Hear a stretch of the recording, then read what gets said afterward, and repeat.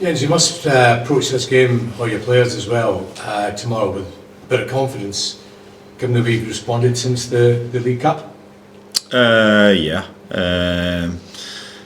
I think it's not necessarily a response, it's just us trying to develop and grow as a team and as a club, and that's what we've tried to do since we started this summer, with a little bit of new ideas, new approach, and we knew that we wouldn't get into all the levels of details from the beginning, but we would have to grind our way through that and see if we can get the bigger picture to look good.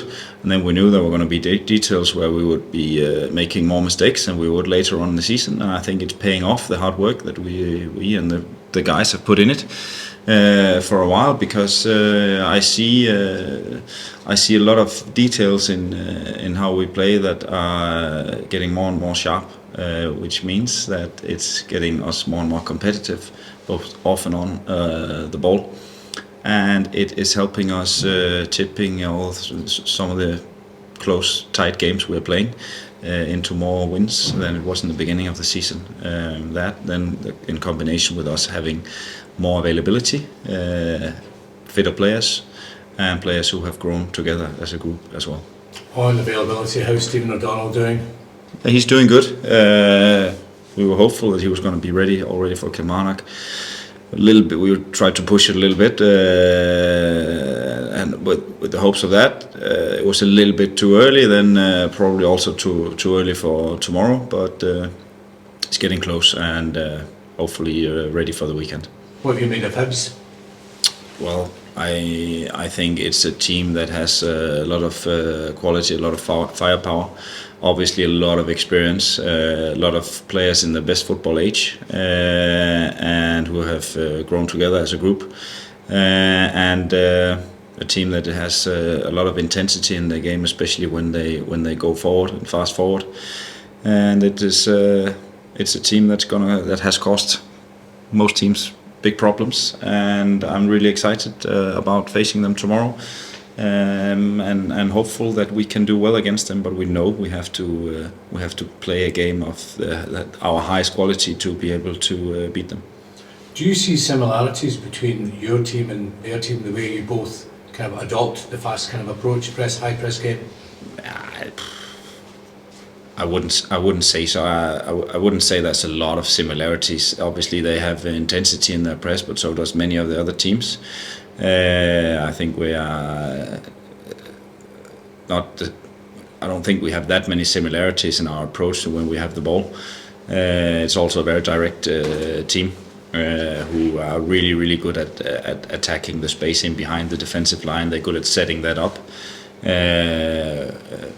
and have some clear strategies that we have seen how to do that and how to approach that. It's something we have to deal with really well tomorrow, because they have, as I said, quality players up front that if you give them too many opportunities to run at us and in behind us and find space, then they can easily get chances, and they're very productive as well. In your short time so far, Jens, how would you kind of assess the report card, as it were, so far? The teams. How would you assess how the team has performed in your short space of time? You've kind of said, right, the report card says good, very good, still needs to improve. How would you say? Our team? Yeah. Yeah. Well, I think there's a lot of things to be pleased and happy about. There's still a lot of things we can do better, and I know that we will do better over time. And the good thing is that what I was hopeful and optimistic about in the beginning, that we would improve, we seem to have been able to improve some of the things. There were some individual players who had a lot of critique in the beginning. I think they have developed with good support from their teammates and from the staff really well into a lot more stable and some really good performances. I have seen more and more sharpness from the attacking players, which we were confident that we would see that more and more when we were able to put them in even more and better situations. And I think we have seen also our defensive stability grow, both in the open play and in more phases of the game, and I think that's natural that you have to you need a little bit of time. We've learned a lot from the first part of the season, and I think we've been able to learn from that and grow into the next part. And now we are entering a new part of the season where it's getting really hectic with a lot of games and not that many breaks. And it's going to be exciting to see how we will deal with that and how we'll get out on the other side of that. The positive thing is that we have a lot of availability and a lot of players with different qualities, but a lot of quality in the squad, and a lot of confident and optimistic and positive players. Last one from me. You mentioned there the kind of critique of some individuals when you first came on board.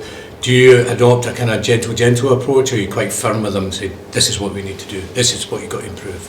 I think I'm quite direct and honest about what we need to improve. I have good, honest, direct conversations with all the players, both in the group meetings and individual, on a daily basis. And I think it's extremely important to be extremely clear on what you expect and what you want.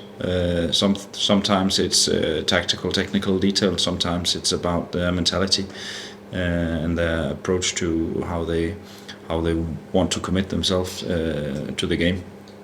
That varies from player to player. Yeah. And the main thing is that that they respond well and that they show a willingness to improve, and I've seen nothing else than that. So we have a very good, honest, open environment where we show them clearly what we need them to improve, and there has been plenty of things to improve on. Yeah. And there still will be, and no matter, I think I said that in the beginning of the season as well, in 3 years' time from now, if I'm still here, we'll still have that feeling that we need to improve and we need to develop. Can you give one example of one player where you've seen, you said, I'd like to see this develop in you, and you've seen that in the few months that you've been here? I think a very good example is our centre backs. For example, their approach to how we deal with a lot of the direct play, where they have been used to just trying to smash it as far out of the park as possible. Where we know then we will create a lot of second ball opportunities for the opposition, which is a big part of many of the team's game. And we try to annul that and cancel that by being more brave and trying to actually play from these situations and get the ball down. And even though the ball might drop close to the area where it's actually aimed to get, I think they have adapted extremely well to that, because some of them, they've never been used to that. Liam Gordon, for example, Paul McGinn, Kofi as well, even though he hasn't played that much, and Salts when he's played in there. Welshie has been at Celtic, where their approach is a little bit different, but that has been really positive to see. Yeah, you mentioned it's a hectic time coming up with a lot of midweek games. Is that when the squad comes into its own, you've had to leave players on the bench, like leaving Charles Cook, who's Eli just at the weekend as well? Is this a real chance for everybody to make their mark and make their impact when they get the chance? Yeah, I think it is. There's a reason why we brought in Cookie, even though we had good players in his position already. That's just an example, because we know we're going to need the width and the competition and the different types throughout the season. He's done great since he came in, and hasn't played that much recently, but he's been very decisive when he's played. When we last rotated a lot against Dundee United at home in a busy week, we were able to control the game really well and win 2-0. So I think it's very positive, and it gives us a very good training environment that we have many different players who are competitive, and we will need them throughout the season. Even Maddie Connolly, who were third goalkeeper at the beginning of the season, suddenly he had to play in the League Cup, did well. Now he's back, brought him back from loan because Aston's out, and who knows, he might suddenly be in there if something happens to Cal. So it can go really and happen really fast. But the only thing I can tell them is that we need them, and until we need them to start or to play minutes in the games, we need them to drive the training and to push.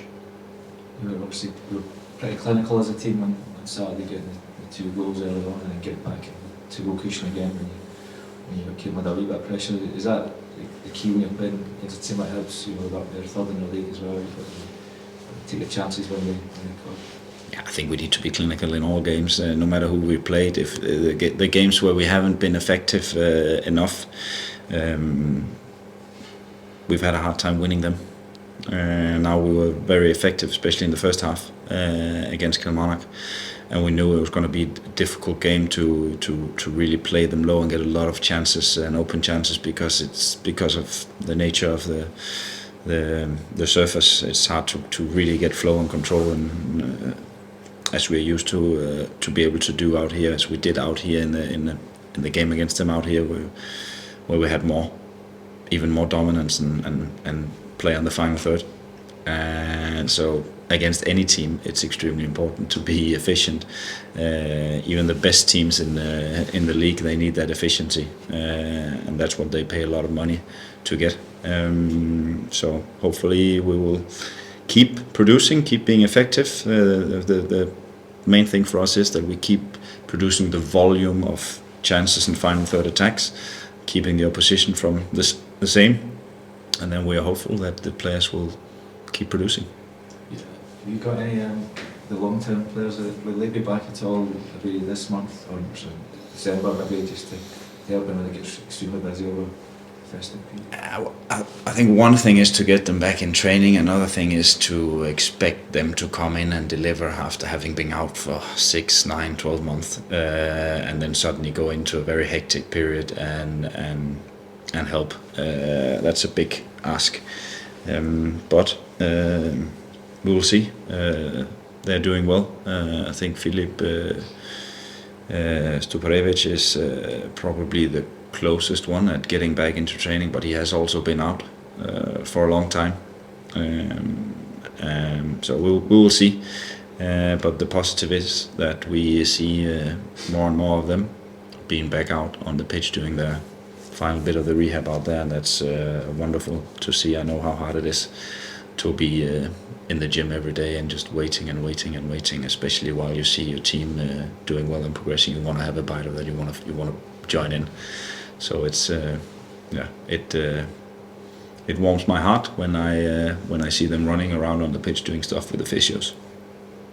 Jens, there's another weekend of VAR controversy, for better word, in a number of games. Do you think, from what you've seen and experienced, that VAR is serving its purpose in the Scottish Premiership?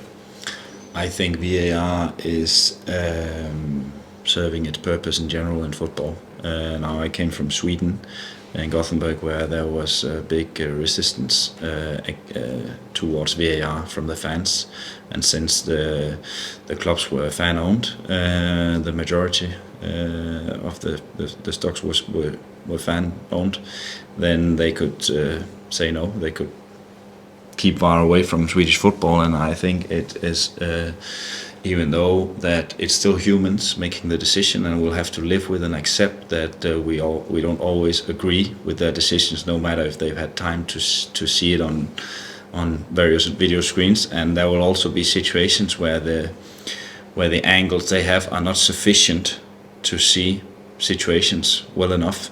I think that's a room for improvement, to get even better camera coverage, better angles, better zooming opportunities, to make it even better for them, to make that and easier for them to make their calls. I think it is helping football in general to develop, because you can't cheat and make little unseen fouls inside the box, for example, anymore. So you have to actually really defend. An offside is an offside, which I think is fair. You will have to trust that they draw the lines in the right place, but there's a lot less goals given, which I think is positive for the development of the game, and it will drive, and it is driving the game to a better level.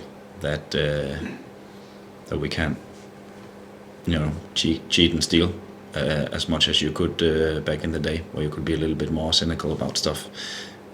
So I think it's a good, especially for defenders, that they need to actually defend in all situations. Sorry, yes. Yeah. David Martindale was saying, well, we've got VAR at the weekend at Ibrox. It was a clear handball, but do you think then Scottish football is better with it than without it? I think football in general will improve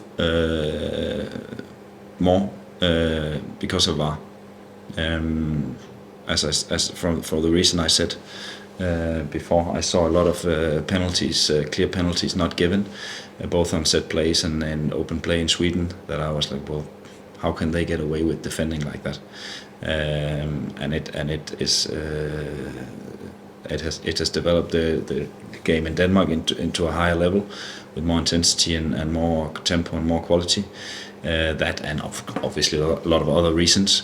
And then there's always going to be decisions where we will, especially the managers and players that it's taken out on, or that miss out on a certain call, will be extremely frustrated. I've been on the end of that as well, and we will have to accept and live with that it's still human beings making the calls. But I am positive about VAR, and like everything else in the business, it can be improved and developed, and I think there are probably a lot of people, and also intelligent people, discussing how to develop and improve that even better. There's a big debate in Sweden, I agree, between coaches like yourself and fans, the fan owners of clubs to get it put through. Is it still a debate that's going on? I see a lot of fans here are quite frustrated with it, the stoppages and the controversy, the new controversy that kind of replaces the kind of old controversy. I think there's discussions about VAR, and there will be for a long time, since it's quite a new system, and it's different from what we're used to, isn't it? But I'm old enough to have lived before VAR, and I remember a lot of moaning and complaining about why don't we have a system where we can help the referees even more and see these things back on video for them to take some better decisions. So I think I think there was a lot of getting used to it, especially in the beginning, the early years, which is fair. I think it has come to stay, like the offside rule and other bigger or good improvements of the game. And then there's the goal line technology. There's the semi-automatic offside stuff for the bigger leagues with more money. And I think eventually it will also be spread out when the cost gets lower to smaller leagues, and then we will, I think, all think that these things have brought us to a better place than we were before.